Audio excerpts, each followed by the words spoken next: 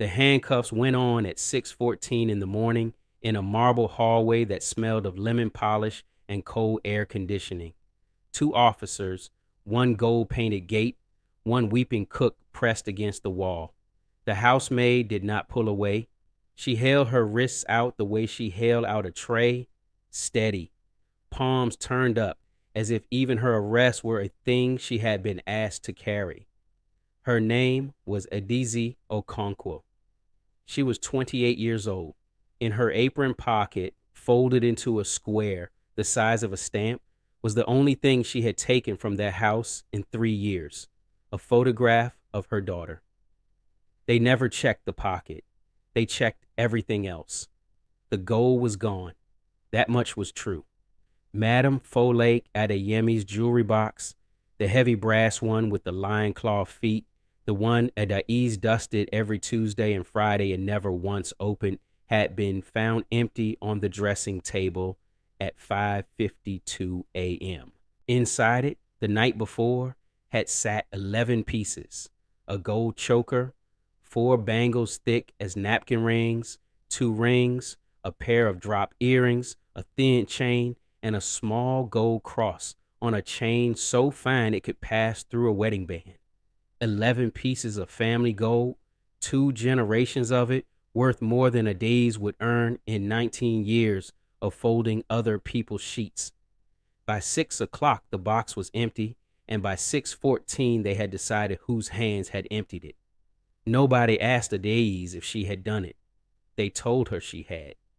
That is a different thing, and she knew the difference the way poor people always know the difference.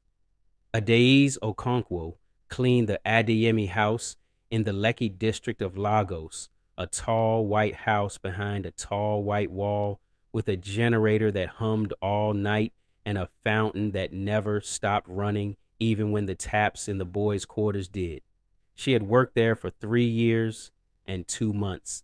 She arrived at 6, left at 8, and rode 2 Danfo buses and walked the last kilometer home to a single rented room in Ajegunle, where her mother minded her daughter Chidinma, who was 6 and small for 6 and missed 2 front teeth and called every gold thing she ever saw Mummy's church gold, because the only gold her mother owned was a thin cross on a thin chain that Adaiz wore tucked inside her collar and pressed with her thumb whenever the world asked her something she did not know how to answer. She pressed it now in the back of the police pickup through the cotton of her uniform. Once, twice. The metal was warm from her skin. She did not cry. She had learned a long time ago that crying made people decide things about you, and she needed them to decide nothing yet. Let me tell you how a house turns on a woman. It does not happen all at once. It happens in the order people are believed. The first to speak had been Tunda, Madame Folake's son, 24, home from his 3rd university in 2 years, who came down the curving stairs at 5:55 in a silk dressing gown and said the box was open and the maid had been alone on that floor. He said it the way young men say things they have decided are already true.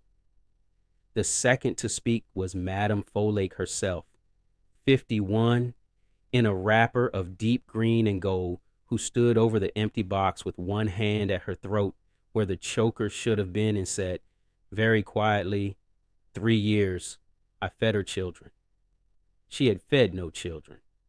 She had paid Adaiz late, 11 times in 38 months, and once docked a week's wages for a cracked serving dish that the dog had knocked from the table.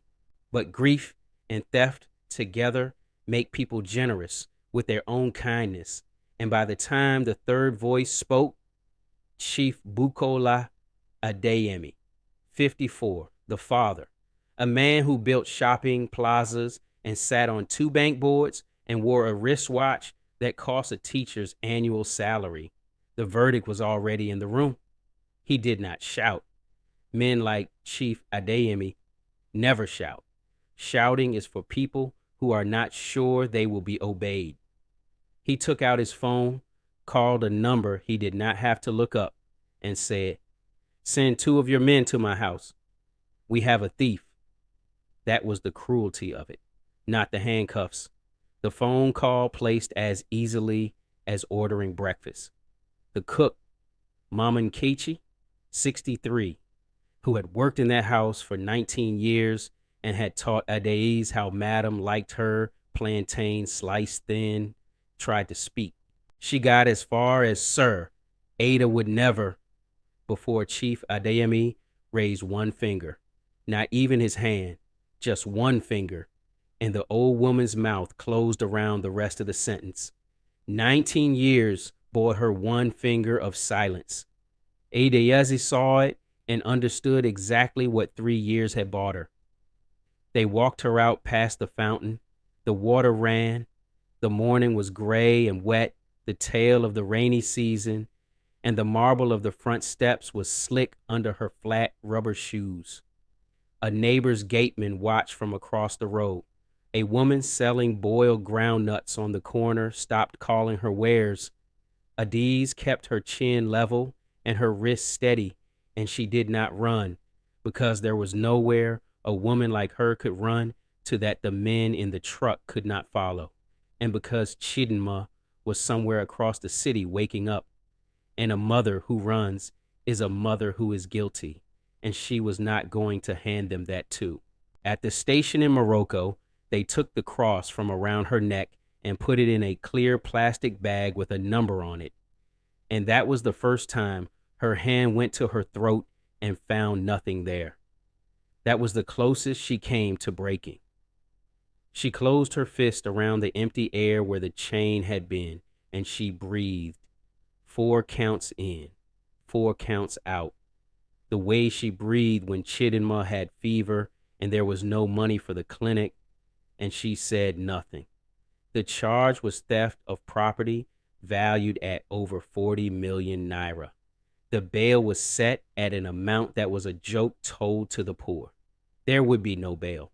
Adaize Okonkwo spent that first night on a concrete floor with 11 other women in a cell built for 4 under a single bulb in a wire cage, and she did not sleep, and she did not weep. And somewhere above the city, the rain came down on the long white wall of the house where the gold had been. And behind that wall, in a room with a humming generator, someone who was not Adaize knew exactly where it had gone. The cell had its own order, and Adaize learned it the way she learned every house, by watching first, speaking last.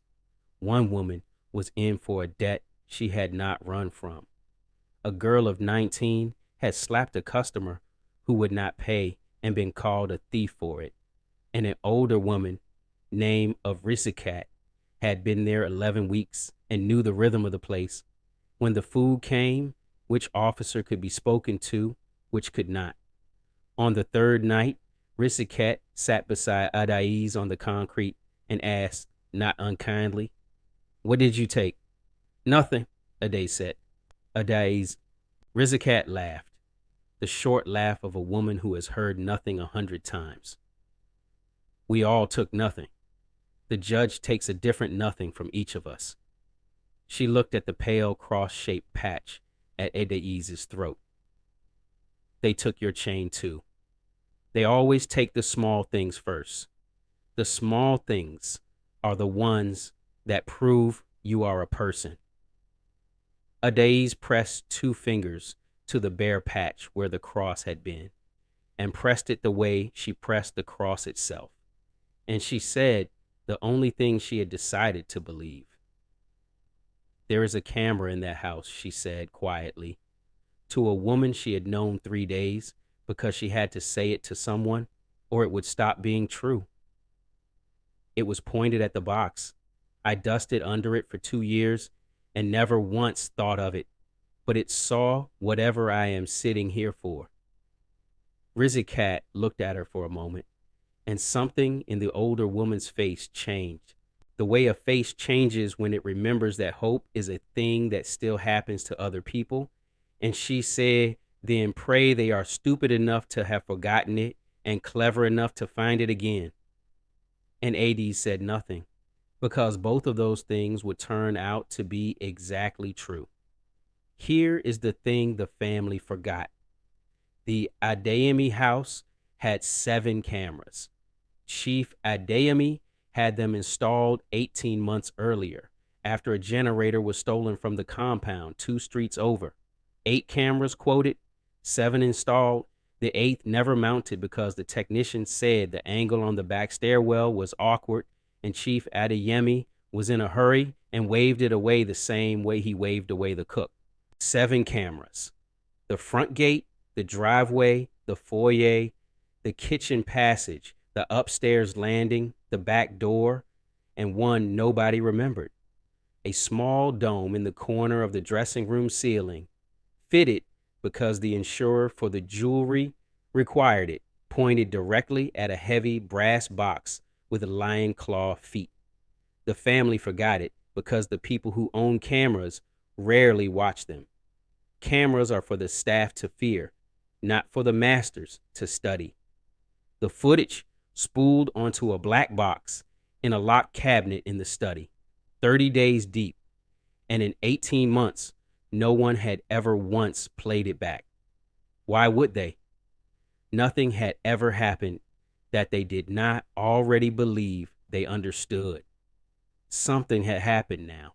The man who would eventually play it back did not work for the Adeyemis.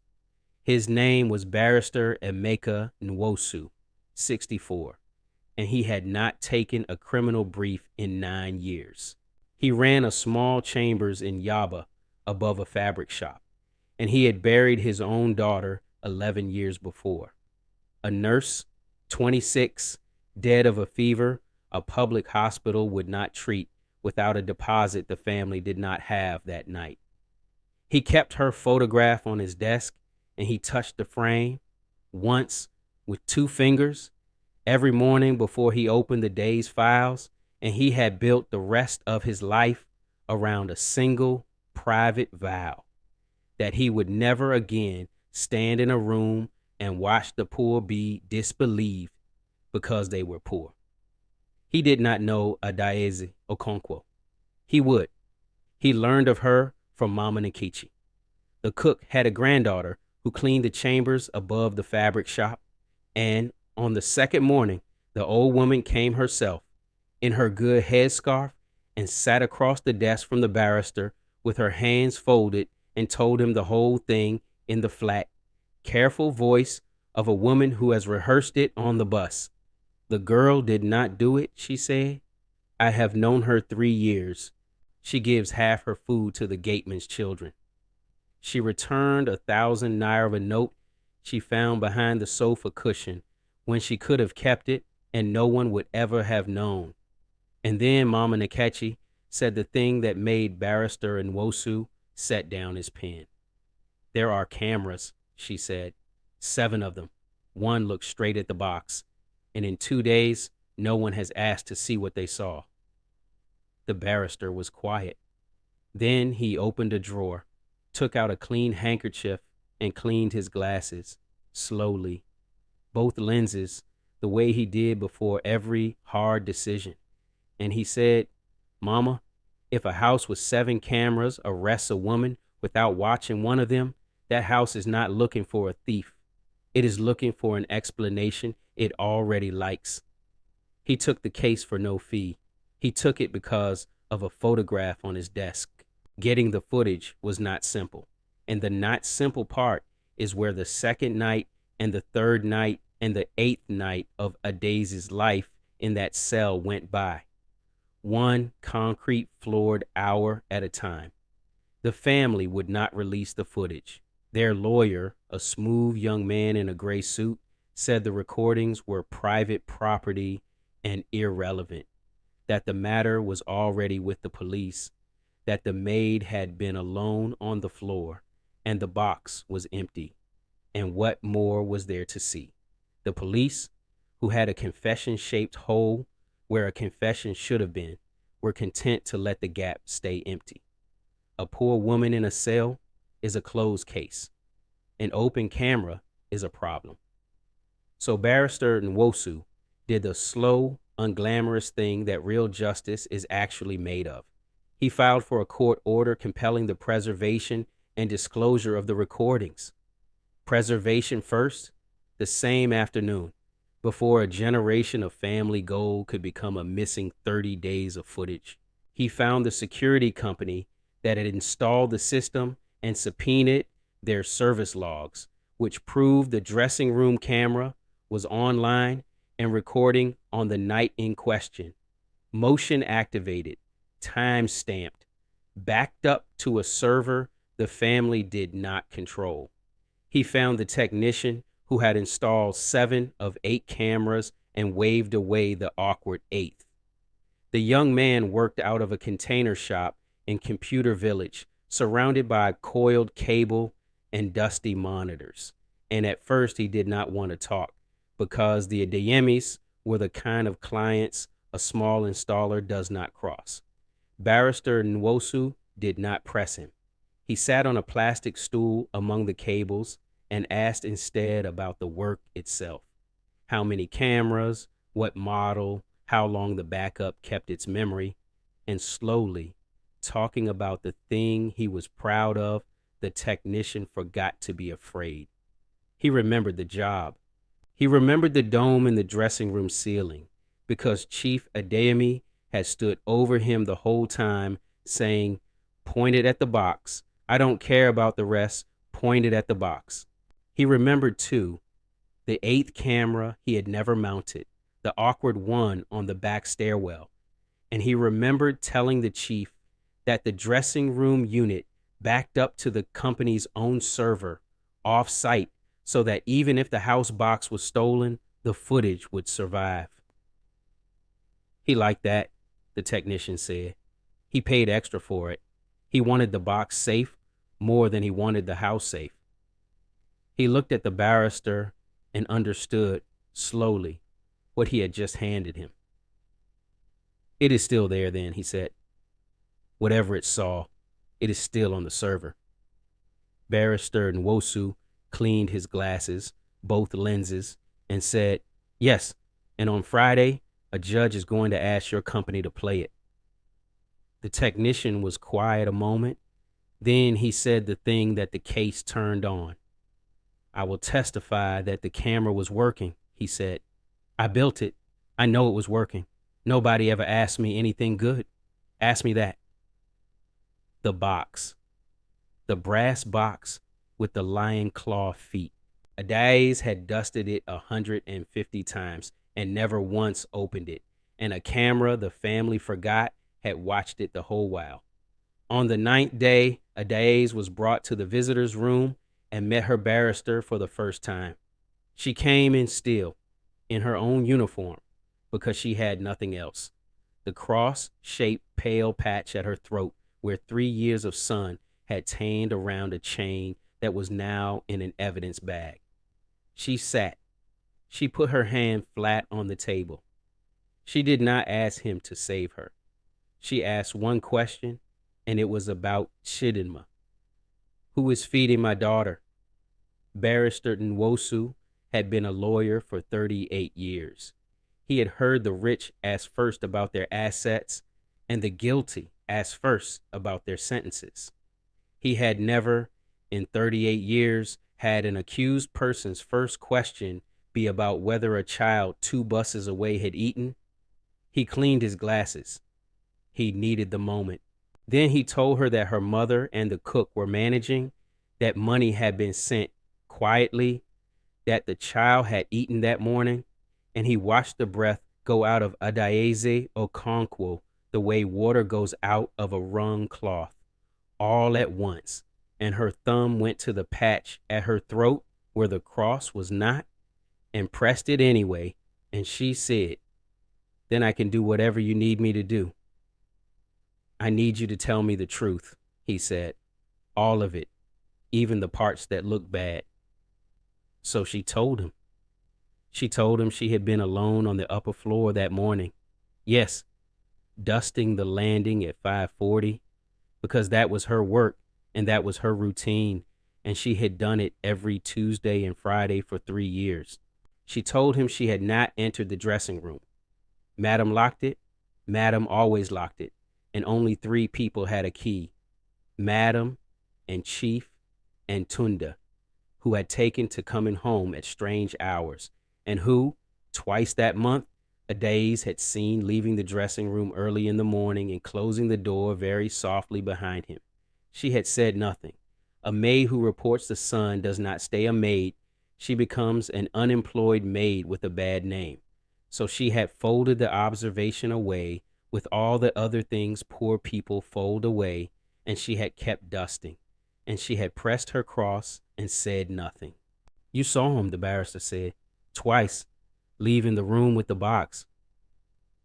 I saw him leave the room, Adaise said carefully, because she would not lie, even now, even to be saved. I did not see the box. I did not see his hands. I saw a young man close the door softly, and I knew that softly meant something. That is all I saw.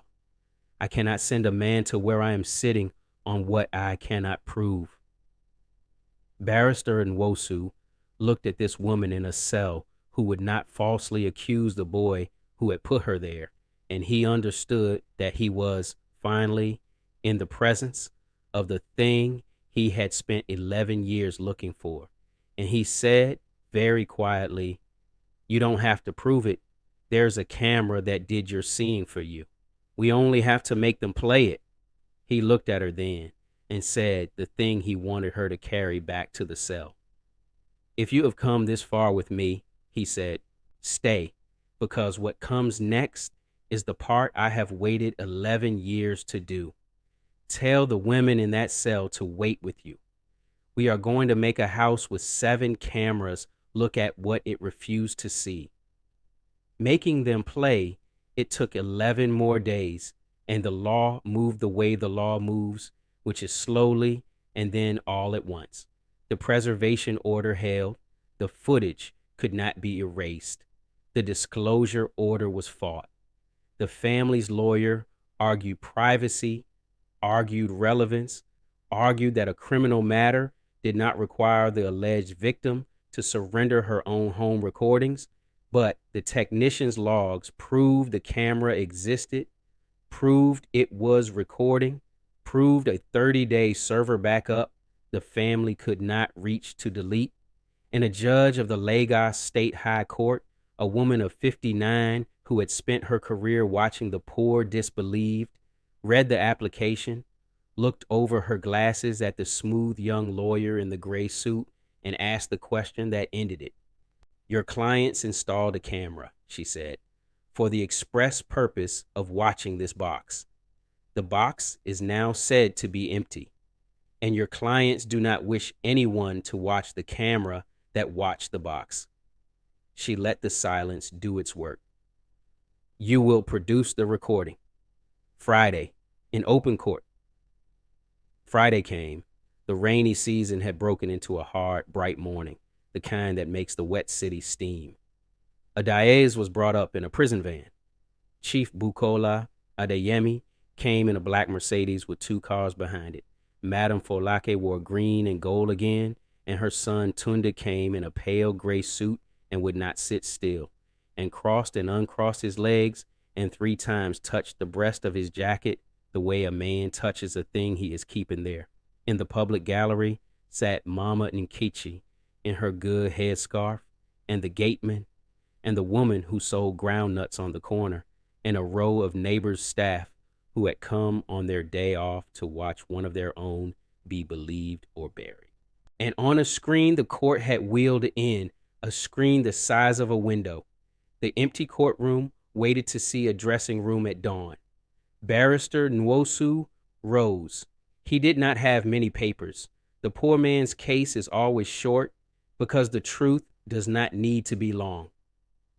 He asked that the recording from the dressing room camera, time-stamped from 5 to 6 on the morning in question, preserved by a court order and authenticated by the security company's own engineer, now be played for the court. The smooth young lawyer rose to object and found he had nothing left to object with. The judge nodded once. The bailiff dimmed the lights, and the room where Adaize Okonkwo had been condemned in 14 minutes settled in to watch what had actually happened for the first time, 11 days too late and exactly on time. The screen showed the dressing room. The angle was high from the ceiling corner, looking down at a dressing table and a tall mirror and a heavy brass box with lion claw feet sitting closed in the center of the table, the timestamp ticking white in the corner. 5 o'clock. 5:11. The room empty, the box closed. At 5:19, the door opened. It was not a daze. A young man came in a silk dressing gown, and he did not turn on the light, and he crossed to the table the way a person crosses a room they have crossed before in the dark. And he lifted the lid of the brass box, and the camera the family had pointed at that box for 18 months watched Tunde Adeyemi take out the gold, piece by piece, 11 pieces, and slide them into the pockets of his dressing gown and close the lid and stand a moment looking at himself in the tall mirror and leave, closing the door softly behind him at 5:24. 26 minutes before his mother screamed. 49 minutes before they put handcuffs on the woman who dusted that box and never opened it. Nobody in the courtroom breathed. On the screen, the room sat empty again. The closed box, the ticking timestamp, and at 5:41, the door opened a second time, and Adaize Okonkwo's voice, somewhere in the gallery, made a small sound. Because it was her. It was her own self on the screen, and the court watched her come in with a dust cloth and stop and look at the box that she now saw was sitting slightly off its usual place. And the court watched her not touch it. They watched her look at it for 3 full seconds. They watched her step back and dust the mirror frame and the windowsill and leave at 5:44. Without ever once laying a hand on the brass box she would be arrested for emptying. The bailiff brought the lights up. In the new light, Chief Bukola Adeyemi was looking at his son, and his son was looking at the floor, and the breast of the pale gray jacket where his hand kept going was, everyone could now see, the exact size of a thing a desperate young man might still be carrying because he had nowhere safe to put it down. The judge asked Tunde Adeyemi to stand. He stood. She asked him whether the young man in the recording was himself. There is a kind of silence a rich family makes when it understands all at once and together that the explanation it liked is gone, and the truth it feared is standing in a gray suit in front of a judge. Tunde Adeyemi sat back down without being told to, which is its own kind of answer, and put his face in his hands. And the gambling debt and the strange hours and the softly closed door all arrived in the room at once, 18 months of them, and there was nothing left in that family that anyone could call respectable. Madame Folake said, 3 years. I fed her children. She said it again, the same words, but this time they meant the opposite thing. And she knew it, and her hand went to her throat where the choker had been and found, like Adaize in the police station 9 days before, nothing there. The judge ordered Adaize Okonkwo released that hour. The charge was struck. She directed that the matter of the actual theft and the false accusation and the wrongful detention of an innocent woman for 20 days on the word of a household that did not trouble to watch its own cameras be referred for prosecution and inquiry. And she said, looking not at the lawyers, but at the gallery full of gatemen and cooks and women who sold groundnuts on corners, that a camera is only ever as honest as the people willing to look at it, and that this court would always be willing to look. They gave Adaize back the clear plastic bag with the number on it. She opened it in the corridor with hands that did not shake and took out the thin gold cross on its fine chain and put it back around her neck and pressed it once with her thumb. And that was when she finally, 20 days late, allowed herself to cry. Not in the cell, not in front of the family, but in a courthouse corridor with her crossed back at her throat and Mama and Nkechi's arms around her and her barrister standing a little apart, touching the photograph he carried in his breast pocket, two fingers, once the way he did when a thing was finally, after 11 years, set right. What happened after is the part the rich never planned for. The civil claim Barrister Nwosu filed on Adaez's behalf for wrongful imprisonment, for defamation, for the 20 days of a mother's life that could not be given back, did not go to trial because trials are public and the Adeyemi name was already in 3 newspapers under photographs of a brass box and a courtroom screen. They settled. The number was not disclosed the way these numbers never are, but it was enough. It was enough that Adaize Okonkwo never again folded another woman's sheets for late wages. It was enough that she bought, outright in her own name, with her own signature on the deed, the 2-room shop on the Ajagunle main road that she used to pass on her long walk home, and opened a tailoring and uniform business in it. 6 machines, 4 women hired in the first year, every one of them a woman who had been put out of a house she served because Adaize had decided that her shop would be the one door in Lagos that did not close on a poor woman because someone richer had decided she was guilty. Tunde Adeyemi was charged. The gold was recovered from a dealer in Idumota. 8 of the 11 pieces sold for a fraction of their worth to cover a debt to men who do not forgive debts. Chief Bukola Adeyemi resigned from both bank boards within the month, not because he was charged with anything, but because respectability is the only thing men like him truly own. And it was gone, and everyone in every boardroom now knew the story of the house that arrested its maid and would not look at its own camera. The fountain in the White House behind the white wall ran on for a while, and then the house was quietly sold.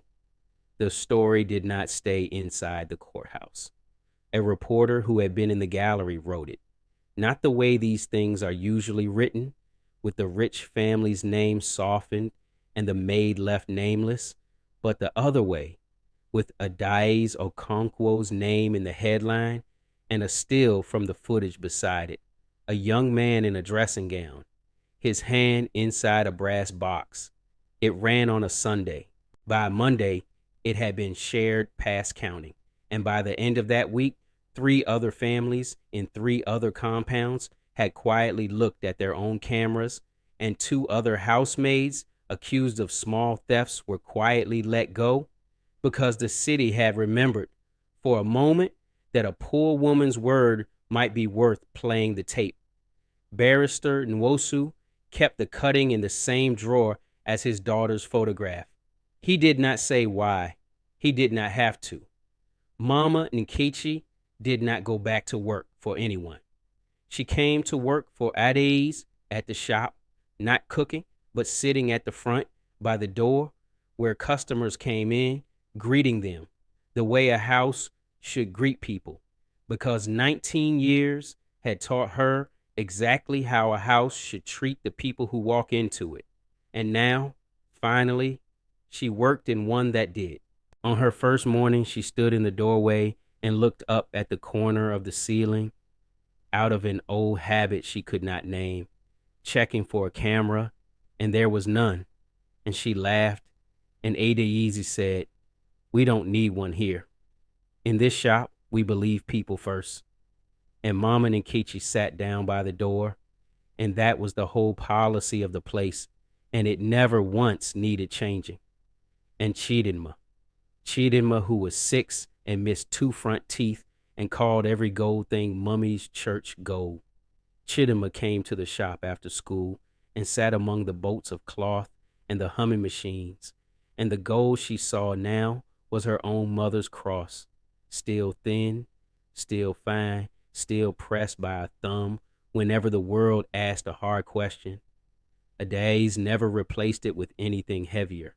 She had held 11 pieces of someone else's gold in a brass box she dusted twice a week, and she had wanted not one of them.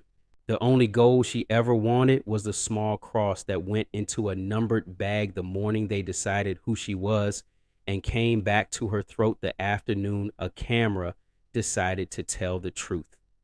There is a photograph on the wall of that shop now, near the door where Mama Nkechi sits. It is not of the courtroom. It is of a small girl with 2 missing front teeth, laughing, taken on the first morning her mother walked her to school instead of catching the first of 2 buses to a tall white house behind a tall white wall.